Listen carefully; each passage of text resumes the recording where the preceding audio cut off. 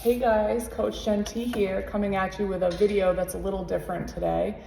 You may learn some things about me that you don't know, but I was just talking to my husband, and I told him, I said, my gosh, like, I love my people, my Jen T coaching group, and I haven't posted a video in a while because I haven't had time. And you probably know, if you're friends with me on Facebook, that my mom passed away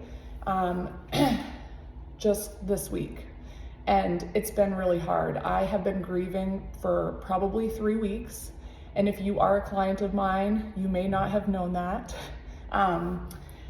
So I was like working really hard on showing up as the best version of myself for my people that I'm coaching through hard times themselves, or, you know, people that are trying to be healthy and working on themselves. And I kept every day just saying, like, practice what you preach, practice what you preach. So I did that. But anyway, I wanted to share a video this week, and I'm going to try to jump back on track with videos because it's been one hell of a ride. Just to give you a little background, my mom went to the hospital a couple weeks ago. Actually, probably today it will be 3 weeks ago. And she was admitted with some health issues, and she's had health issues for a while, but it turned out that she had a large mass on her lung. And I'm sharing this with you guys because I trust you, and I know that you guys have been following me for a long time. And my dad also, I want to mention, passed back in 2016 before Laura's first birthday. So my mom had a scan, and they found a large mass on her lung, more than likely from tobacco use.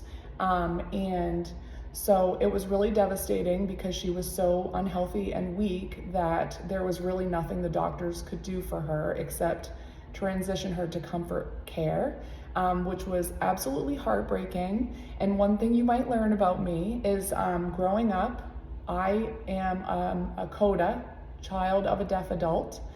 Both of my parents are deaf. My dad was born deaf, and my mom became deaf when she was very young.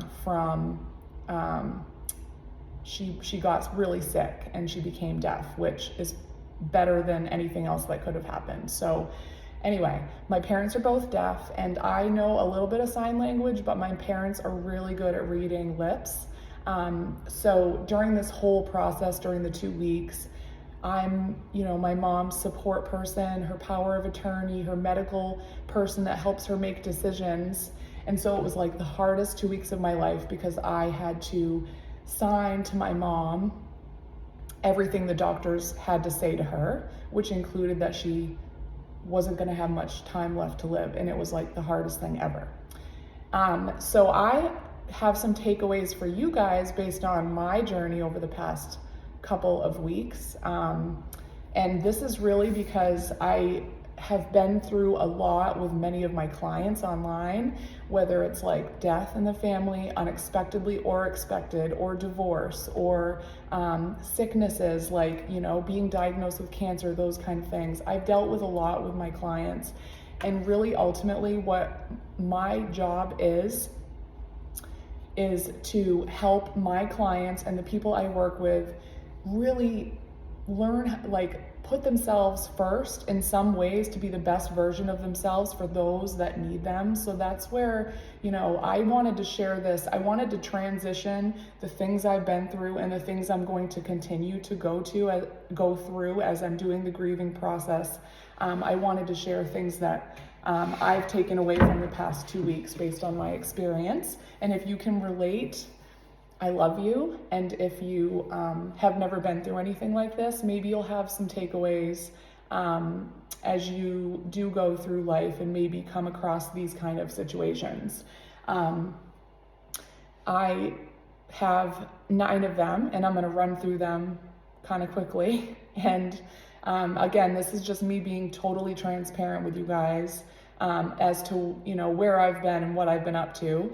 And I'm trying to relate it to the health world. So number 1, is to focus on what you can control, because we all have people in our lives that we care about tremendously, right? We can't control how, they choose to live their lives or the habits that they have, right? So like I can't control the health of this person or that person, or I can't control how that person chooses to show up, like in a situation, right? It's not just in the medical world or whatever, but it's just in general, focusing on what you can control.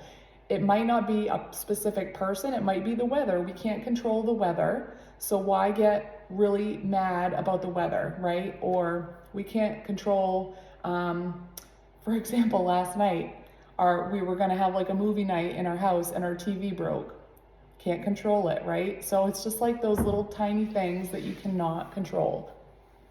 So there have been a lot of things out of my control in the past 2 weeks. And what I kept asking myself is, what can I control in this situation? And being there for the people that need me.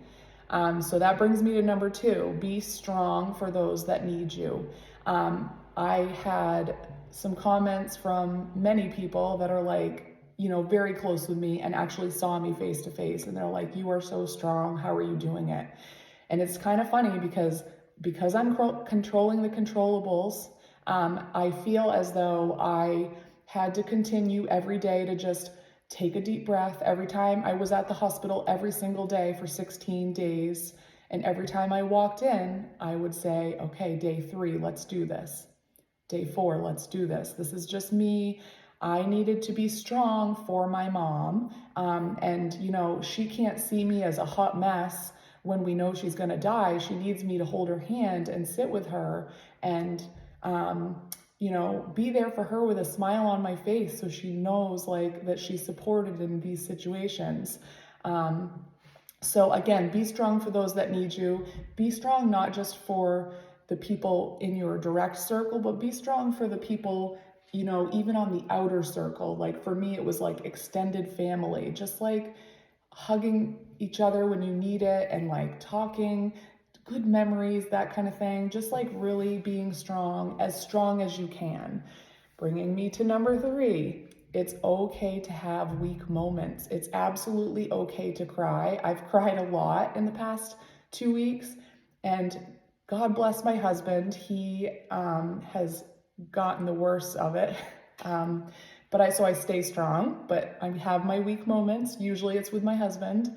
But I do, like, there were times that my mom and I were, when I had to share information that we didn't like, to hear, sitting with my mom on her bed and crying with her and holding her hand. So you will have those weak moments, and it's okay. It's okay to like break down during the times that you just have to, because that's what your mind and body need sometimes. Number 4 is to seek support. Yes, professional help when you're going through something hard is wonderful. I have to say, I am super grateful for my family. My mom is one of 7 children, and she had 5 surviving her. And so they were at the hospital every day with me. One of my uncles would show up at 6 a.m. and just sit there and sip on coffee and just be there with her.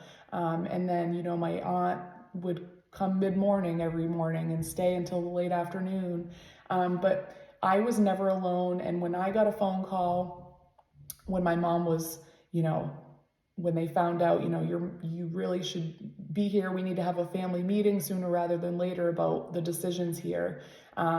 I just sent a quick message to my family, and I walked in the room, and the room was full of people, and the doctors were in shock at how many people were in the waiting room. There was like a family room there, and so that was a great place to meet. Because my mom was deaf, she didn't quite understand everything. So I just basically had to relay all of the information to her in a way that she would really fully understand. So a lot of the family meetings or talking and supports were outside of that in order to not like overwhelm my mom during a hard situation. But anyway, so seek support.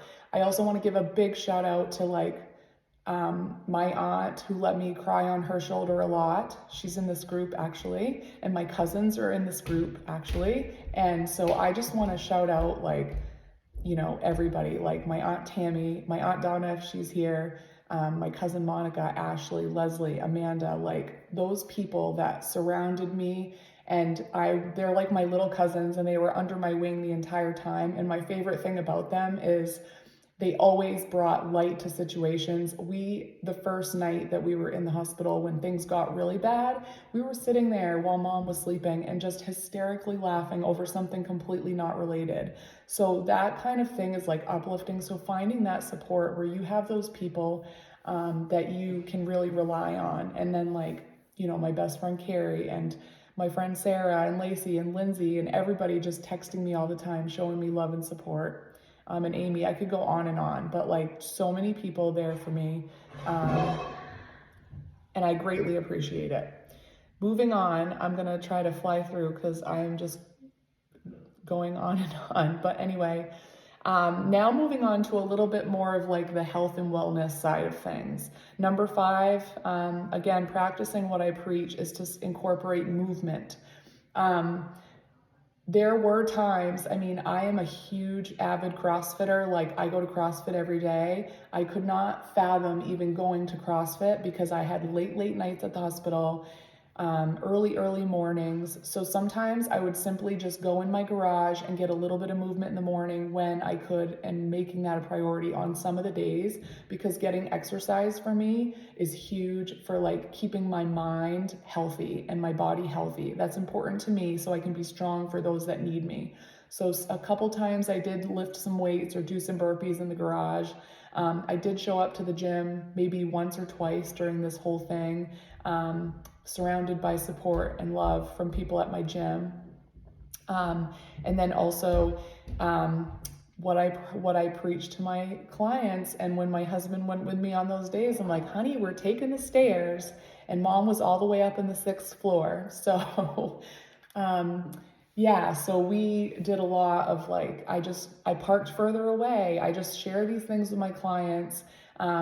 If you've been to Eastern Maine, there's the Eastern Maine Medical Center, there's the Weber Building parking lot. And I always parked along the river, and I would walk. It was a 3-minute walk, I know, because my cousins and I timed it, to the entrance to Eastern Maine. And then from there to the 6th floor, all steps, right? And then after a really exhausting day and a really emotional day, it was wonderful there was one time I was walking back to my car, and it was by the river, and it was sunset, and it was just beautiful, and it was such a good, peaceful ending to a day. So incorporate movement. Number 6, have a solid breakfast. I'm going to be honest with you. There were times I skipped meals, and again, controlling the controllables. Sometimes you can't control. I can't believe how quickly time flies by when you're caring for someone at the hospital and being there for them. So I did have a solid breakfast. That was my one goal every day for my own nutrition, was to have a solid breakfast. My protein coffee first, because I need coffee to be able to be awake for those that need me, right?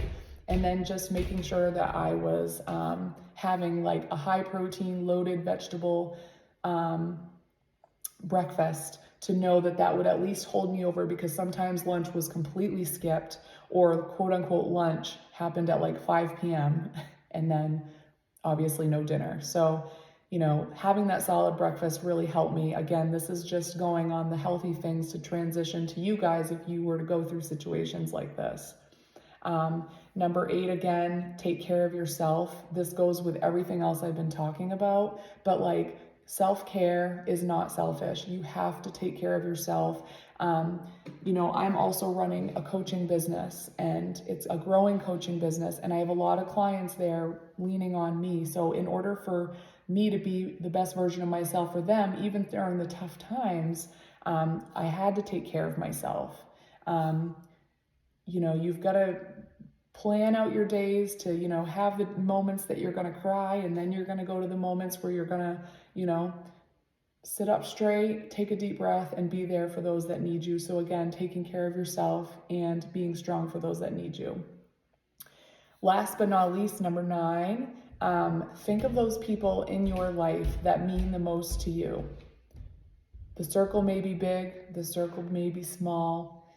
My circle is really big, but soak up every single moment that you have with everyone in your life that you care about, whether it's your children, your grandchildren, your grandparents, your spouse, your parents, your aunts, your uncles, your cousins. Anytime you get a chance to be with them, remain present and soak up every moment of those people that you care about and love. Love you guys.